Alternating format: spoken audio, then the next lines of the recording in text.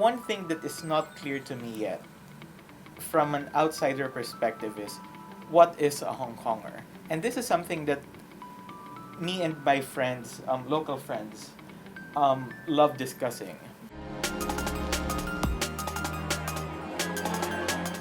Hi everybody, welcome to a new episode of Smart Talk. My name is Stefano. Before starting our show, please remember to subscribe to our channel. Today we will talk about self-identification issue in Hong Kong with an international perspective. And I'm very honored to have with me two guests. So RJ. Hi, I'm RJ. I'm a third-year PhD candidate at the School of Communication at Hong Kong Baptist University. I'm from the Philippines, and so far, so good here in Hong Kong. Okay, Alris? Yeah, hi everyone, my name is Alvarez. I study business at HKUST and I just graduated, and thank you for having me to the show. You were basically born and raised here in Hong Kong, right? So how did you feel about the social unrest of last year, especially because the majority of the participants were like locals, youngsters like you? It's the first time that I ever felt my life would be threatened just by something that I say in Hong Okay. Kong. And it's super ironic because Hong Kong is a place with freedom of speech, right? So I never thought my life would be threatened by something that I say.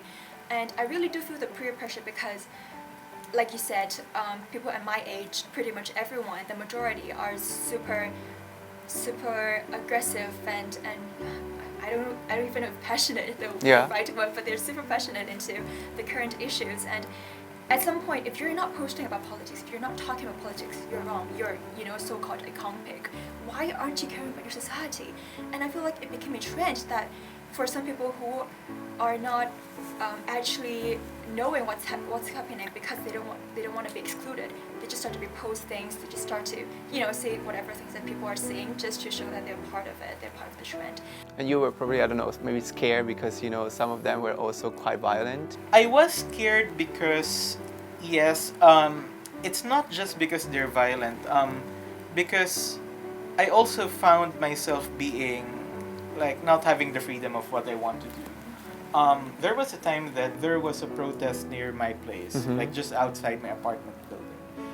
I started to record things using my phone, and I was, shooting from behind. So I'm making sure that the protesters' face are not seen. Yeah. And then some protesters, although I don't understand Cantonese, I can perfectly make sense that they're saying, this guy is recording us. And some people started threatening me, so I just ran to my apartment building and... Did you get hurt? No, thankfully not. But I think that's the closest thing to getting hurt too. And have you noticed, guys, that some Hong Kong young people have identity issue? Very recently, some of our audiences shared with us, in my opinion, a very offensive and biased video that intended to be satire for the mainland Chinese students. Let's watch the video first.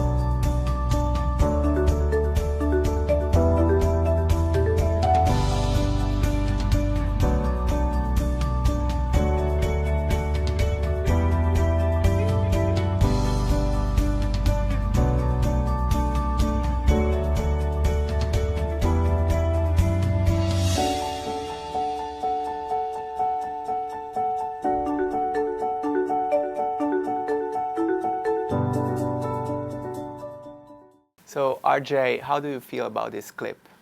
At first, it came off to me as satire or parody. I think the way the authors wanted it to be, but then as you go along deeper into it, there are some really overbroad messages that tend to generalize all the mainland students as all of them are like government agents or something. Puppets, yeah. Puppets. But these kinds of videos tend to alienate instead of letting everyone join in a conversation. From what I observe, young people right now love complaining and judging publicly, even for matters that are not politically related. For example, YouTubers, they love to judge them. They love to comment really mean, insulting comments with a lot of swear words. I mean, by all means, give out your opinion, but constructive opinion. And if you don't like them, ignore them or give constructive comments. I really don't see the point of insulting someone. So we can critique ideas, but not people. Right. What do you think about the deep-seated conflicts behind the identity issue in Hong Kong? One thing that is not clear to me yet, from an outsider perspective, is what is a Hong Konger? And this is something that me and my friends, local friends, love discussing. Yeah. Because there are certain things that I always hear in Hong Kong, like, you're an outsider. People would say, oh, the protest, but you're an outsider. So you don't really feel what we feel about Hong Kong. But to me, do I really count as an outsider? I'm very much part Yeah. of what was happening, even if I wasn't actively participating. Right. My life was affected. Yeah. And I wouldn't say love discussing about the politics of the protest, but I've gone so interested in it. And I wouldn't say that I'm an outsider. A few times that I was traveling outside and a few mainland Chinese asked me, oh, so where are you from? And I say Hong Kong. Oh, no, I think they're like, oh, so are you Chinese? Like, oh, 你是中国人吗? And then I just directly, I didn't say yes or no. I directly answer, I'm Hong Kong. yeah. I'm from Hong Kong. Yeah, I'm from Hong Kong, 香港来的. And then the next question would be, 那不是中国人吗? Like, then you're not Chinese. No, I didn't say that I'm not Chinese. Like, I'm proud to be a Chinese. It's just that if you exactly ask me where I'm from, I will tell you the place that impacted me the most, which is Hong Kong. And so back to the question whether or not it's a conflict, I feel like it's a conflict because people now do not accept gray areas, do not accept in the middle, either yes or no. So they're like, so are you from Hong Kong or from China? So do you love China? Do you love Hong Kong? Like, you know, it's either that or that, but in the reality, it's not that. So I feel like it's a conflict because people are making it a conflict. So why so many students in Hong Kong like to talk about politics? To be honest, I would welcome the opportunity that these students are talking about politics. Okay. So by all means, we can talk about politics. We can politicize everything, but as long as we keep it in a very respectful manner.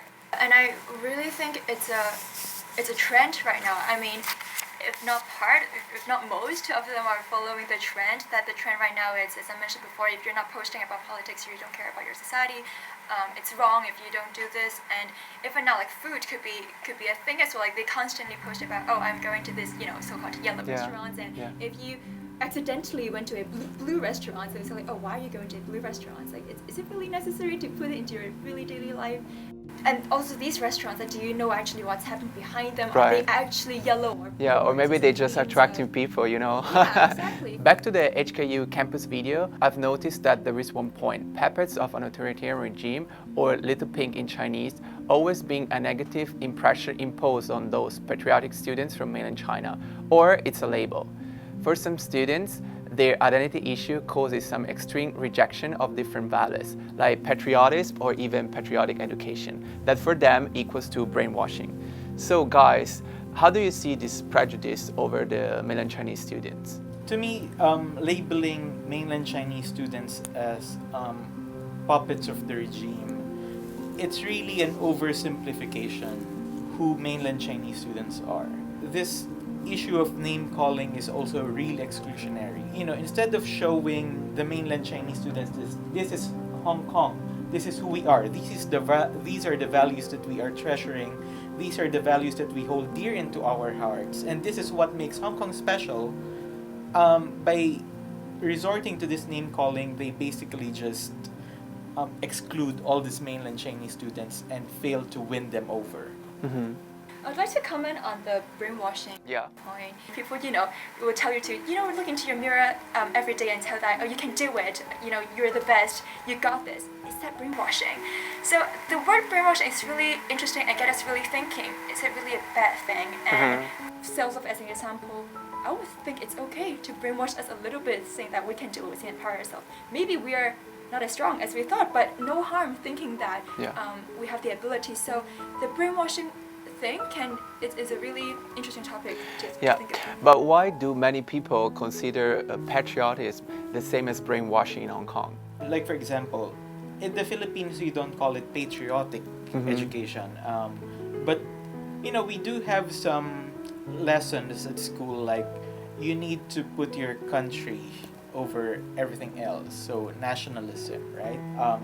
You need to love your culture, you need to protect your culture at all costs. Since you are born and raised in Hong Kong, how do you see the patriotic education in Hong Kong personally? I don't think anywhere should have, if you define patriotic education as like you have to love your country and all that, because that shouldn't be taught. That should be something that you felt genuinely. And just like your parents, for example, they never tell you you have to love me, you have to love your parents, you have to repay your parents. They never say that, but instead they tell you how much they've done for you, how much, I don't know, money, effort, and time, all that they've given to you. And because you know everything they've done to you, you genuinely appreciate and be grateful for your parents, and you want to repay them. That's what patriotic education wanted to achieve, right? Like, I went to a few exchange programs funded by the government. Because of the exchange programs, I really know what's the relationship between China and the other countries. What have they done?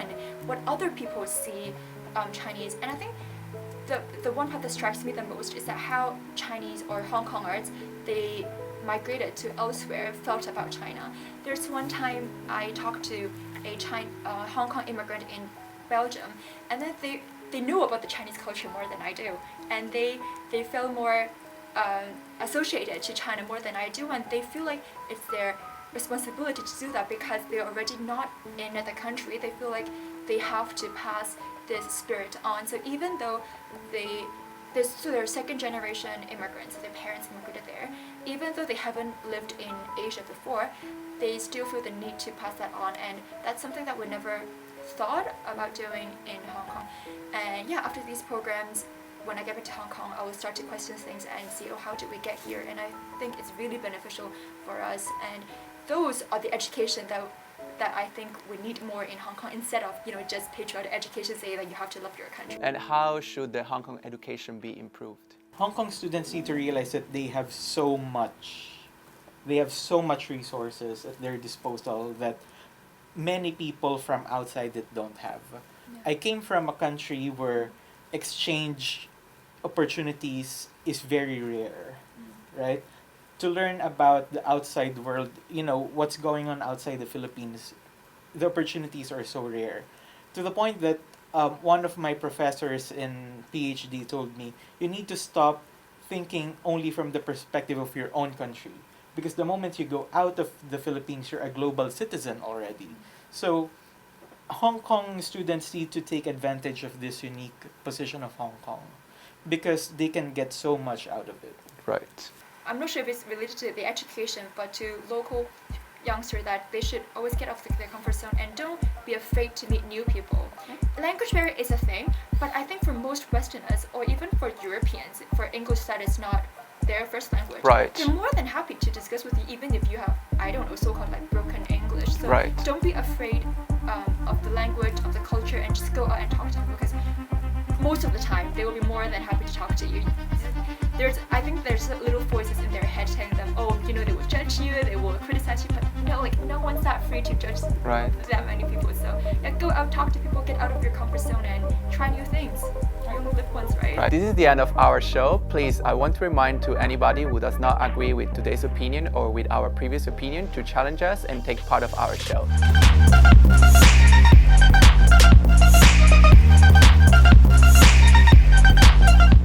Thank you again, Aris and RJ. We have a slogan. We say, through dots we connect. Can you say for us? Through dots we connect. Through dots we connect. Thank you again, and please remember to watch our videos and subscribe to our channel. Bye-bye.